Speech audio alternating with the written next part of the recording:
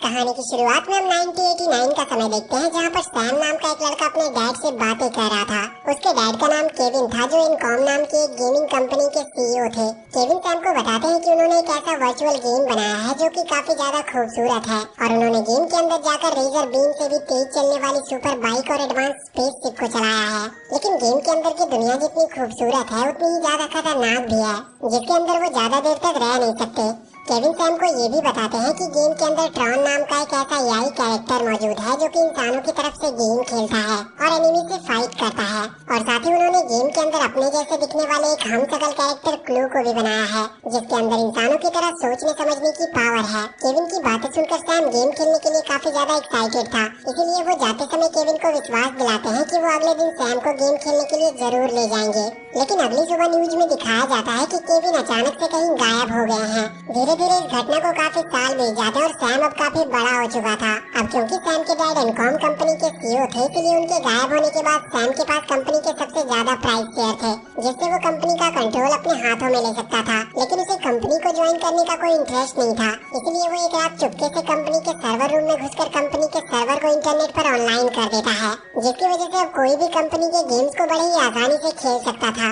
Company के एक guard ने सैम को सर्वर रूम में जाते हुए देख लिया था, लेकिन जब वो सैम को पकड़ने के लिए जाता है तो सैम गार्ड से बचते हुए कंपनी के रूफ टॉप पर आ जाता है और वहाँ से पैराशूट की मदद से नीचे कूदकर भागने की कोशिश करता है। लेकिन जल्द वहाँ के पुलिस ऑफिसर उसे पकड़ लेते हैं और जेल में बंद कर देते हैं।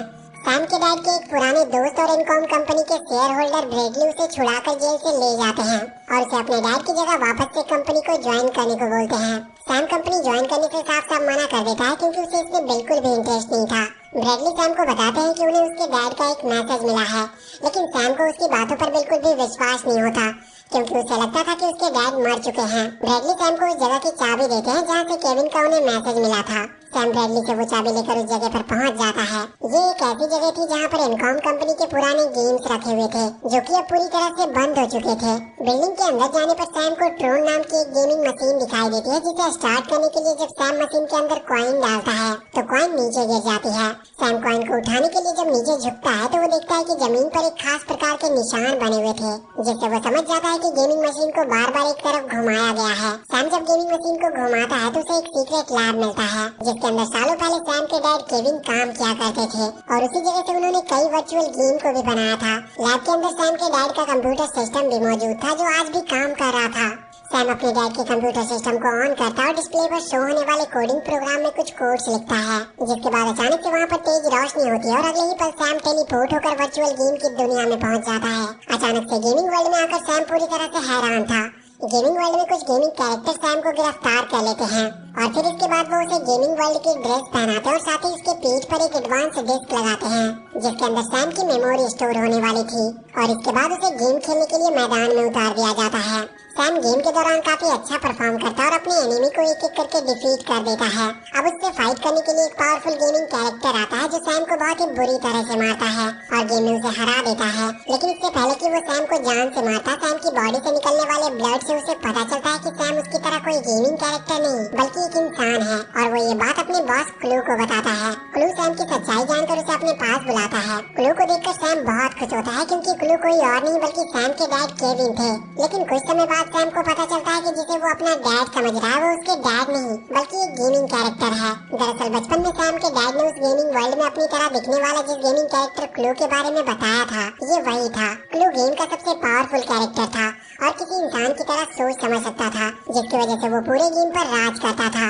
सैम के बारे में पता चलने के बाद क्लू सैम की मेमोरी डिस्क को लेकर कुछ ढूंढने लगता है, लेकिन जब उसे वो चीज नहीं मिलती जिसकी उसे तलाश थी, तो क्लू सैम की डिस्क को वापस करके उसे अपने साथ गेम खेलने को कहता है। सैम उसके साथ गेम खेलने के लिए राजी हो जाता है।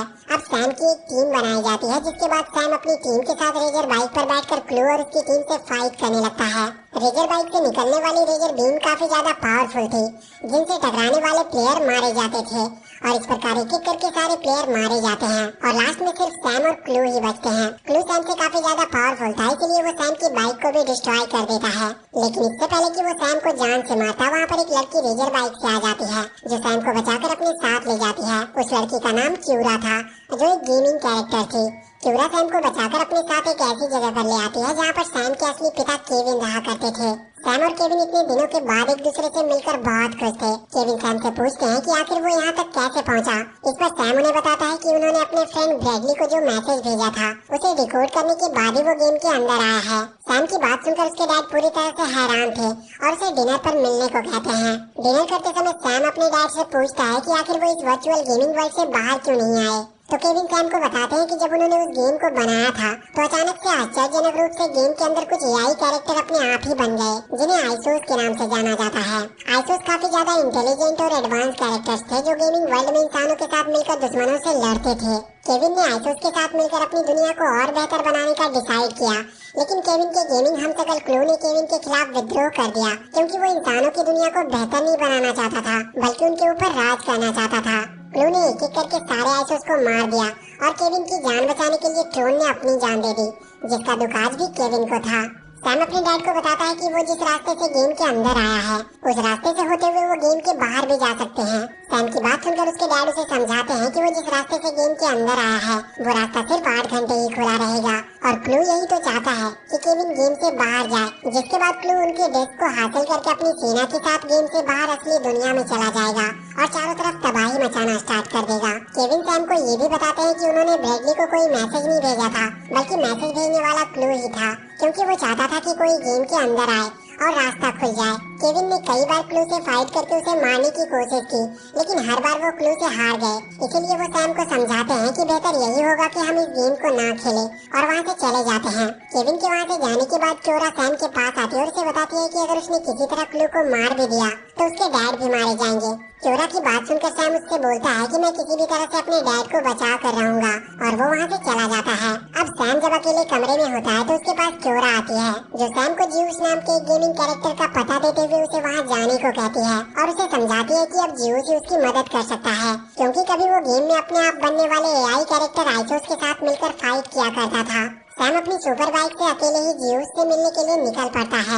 वो जब उस लोकेशन पर पहुंचता है जहां पर ज्यूस रहता था तो वो अपनी सुपर बाइक को बिल्डिंग से बाहर ही पार्क करके अंदर ज्यूस से मिलने चला जाता है। बिल्डिंग के अंदर सैम को एक लेडी मिलती है जो सैम को ज्यूस से मिलने के पहले एक टेस्ट को पास करने को बोलती है। वहीं दूसरी तरफ बिल्डिंग के बाहर क्लू के गार्ड सैम की बाइक को पहचान लेते हैं और बाइक की मदद से वो उस लोकेशन का पता लगाने में कामयाब हो जाते हैं जहां पर केविन रहता है। दरअसल वर्चुअल गेम की दुनिया काफी ज्यादा बड़ी थी, इसलिए केविन क्लू से छुपकर रहता था और क्लू केविन को सालों से ढूंढ रहा था। लेकिन अब क्लू को केविन का लोकेशन का पता चल गया था, इसलिए वो अपने सैनिकों के साथ केविन को मारने के लिए उस जगह पर पहुंच जाता है। लेकिन वहाँ पर उसे केविन और क्योरा नहीं मिलते, क्योंकि वो दोनों पहले ही उस जगह से सैम को बचाने के लिए निकल पड़े थे। वहीं दूसरी तरफ सैम ज्यूस से मिलकर उससे उस दरवाजे के बारे में पूछता है जिससे गेम से बाहर निकला जा सकता था, लेकिन ज्यूस पहले से ही क्लू से मिला हुआ था, इसलिए क्लू के सैनिक सैम पर हमला कर देते हैं। अब इससे पहले कि सैनिक सैम को मारते, वहाँ पर क्योरा सैम को बचाने आ जाती है जो क्लू और ज्यूस के सैनिक से लड़ने लगती है। फाइट के दौरान क्योरा का एक हाथ भी कट जाता है और वो पूरी तरह से घायल हो जाती है। अब सैम के डैड केविन भी जंग में शामिल हो चुके थे, जो एक एक करके सारे दुश्मनों को मारना शुरू कर देते हैं। लेकिन जब केविन और सैम क्योरा को बचाकर वहाँ से ले जा रहे होते हैं तो एक सैनिक पीछे से केविन की मेमोरी डिस्क को हासिल करने में कामयाब रहता है। सैनिक पर पीछे से हमला करके ज्यूस केविन के डिस्क को हासिल कर लेता है और क्लू से मिलकर उसे केविन के डिस्क देने के बदले खुद को गेमिंग दुनिया का नया राजा बनाने को बोलता है। क्लू किसी भी तरह केविन की मेमोरी डिस्क को हासिल करना चाहता था, इसीलिए वो उसे गेमिंग वर्ल्ड का नया किंग बनाने के लिए मान जाता है। ज्यूस उस गेमिंग वर्ल्ड का किंग बनकर बहुत खुश था, लेकिन जैसे ही क्लू डिस्क के साथ उस बिल्डिंग से बाहर निकलता है, एक ब्लास्ट के साथ वो पूरी जगह डिस्ट्रॉय हो जाती है और ज्यूस वहीं मारा जाता है, क्योंकि डिस्क हासिल करने के बाद क्लू ने ज्यूस को धोखा दिया था। वहीं दूसरी तरफ केविन क्योरा को बचाने के लिए उसके पूरे सिस्टम को रिबूट करते हैं, जिससे सैम को पता चलता है कि क्योरा एक आइसोस है और इसी के लिए वो सैम और केविन की मदद कर रही थी, क्योंकि आइसोस गेमिंग वर्ल्ड में इंसानों के साथ मिलकर फाइट किया करते थे। होश में आने के बाद अब क्योरा सैम को बताती है कि जब क्लू सारे आइसोस को मार रहा था तो केविन ने उसकी जान बचाई थी, इसलिए केविन का बहुत सारा एहसान उसके ऊपर है। अब केविन सैम और क्योरा सोलर सेलर नाम के एक एडवांस स्पेसशिप में बैठकर गेमिंग वर्ल्ड से बाहर जाने के लिए ऊपर की तरफ निकल पड़ते हैं, लेकिन रास्ते में क्लू के सैनिक उन्हें रोकने आ जाते हैं। क्योरा जब ये देखती है तो अपनी डिस्क देकर क्लू के सैनिक से लड़ने के लिए निकल पड़ती है, क्योंकि गेमिंग वर्ल्ड से बाहर जाने के लिए केविन को एक डिस्क की जरूरत पड़ने वाली थी। फाइट के दौरान एक सैनिक क्योरा पर हमला करके उसे बंदी बना लेता है क्योंकि वो काफी ज्यादा पावरफुल था। केविन उस सोल्जर को देखकर पहचान जाता है कि वो कोई और नहीं बल्कि गेमिंग वर्ल्ड में उसका साथ देने वाला ट्रोन है, जिसके बारे में उसे अब तक लगता था कि उसकी जान बचाने के दौरान ट्रोन मारा गया, लेकिन वो अभी भी जिंदा था। अब सैम खुद जाकर क्योरा को बचाने और केविन के डिस्क वापस लाने का फैसला करता है। इसलिए वो केविन को शिप पर रहकर अपना इंतजार करने को कहता है और वहाँ से निकल पड़ता है। अगले सीन में हम क्लू को देखते हैं जो अपनी विशाल सेना से कह रहा होता है कि अब वो समय आ गया है जब हम यहाँ से बाहर निकलकर इंसानों की दुनिया में जाएंगे। सैम जो चुपके से वहाँ पर पहुँच चुका था वो किसी तरह बहुत मुश्किल से केविन के डिस्क हासिल करने में कामयाब रहता है और क्लू के पूरे सिस्टम को हैक कर लेता है। वो डिस्क हासिल करने के बाद क्योरा को बचाने जाता है और क्योरा के साथ जो गार्ड होता है वो उसे मारकर क्योरा के साथ वहाँ से निकल जाता है।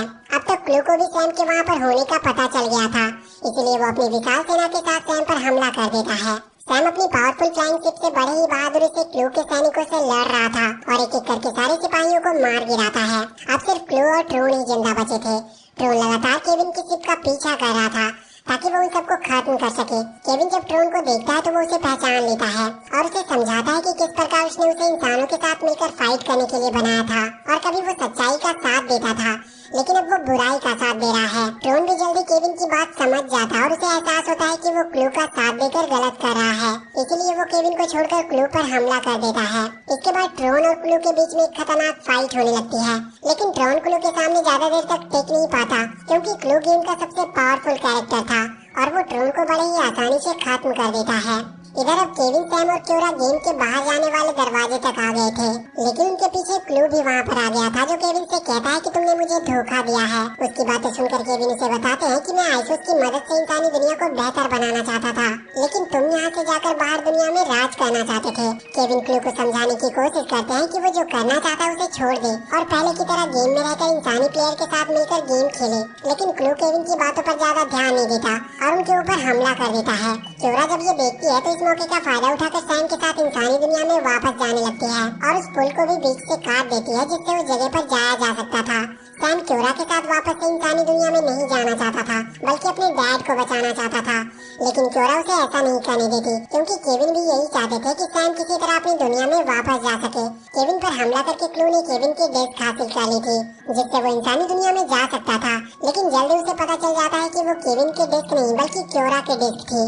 दरअसल केविन को पता था कि क्लू किसी भी तरह उसकी डिस्क को हासिल करना चाहता था, इसीलिए उसने पहले ही क्योरा के साथ अपनी डिस्क बदल ली थी। क्लू ये जानकर बहुत गुस्सा होता है और इंसानी दुनिया में वापस जा रहे क्योरा और सैम को रोकने के लिए उनकी तरफ जंप लगा देता है, लेकिन केविन अपनी पूरी पावर का इस्तेमाल करके क्लू को अपनी तरफ खींचता और उसे खुद से जोड़ देता है, जिससे वहाँ पर एक जोरदार ब्लास्ट होता है और पूरी गेमिंग दुनिया डिस्ट्रॉय होने लगती है। केविन अपनी जान देकर सैम और क्योरा को बचा लेते हैं और सैम क्योरा के साथ अगले ही पल गेमिंग दुनिया से टेलीपोर्ट होकर वापस से अपनी असली दुनिया में आ जाता है और खुद को अपने डैड के लैब में पाता है। और अब इसके बाद सैम पूरे गेम को डाउनलोड करके एक लॉकेट की तरह अपने गले में पहन लेता है और गेम को हमेशा के लिए ऑफ कर देता है।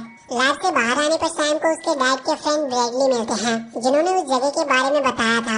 सैम ब्रैडली से कहता है कि अब से आप इस गेमिंग कंपनी के चेयरमैन हैं और मैं इस पूरी कंपनी का कंट्रोल अपने हाथों में लेता हूँ। ब्रैडली ये जानकर बहुत खुश होते हैं क्योंकि वो हमेशा से चाहते थे कि सैम कंपनी का कंट्रोल अपने हाथों में ले। बाहर आने पर सैम को क्योरा मिलती है जो सैम का इंतजार कर रही थी।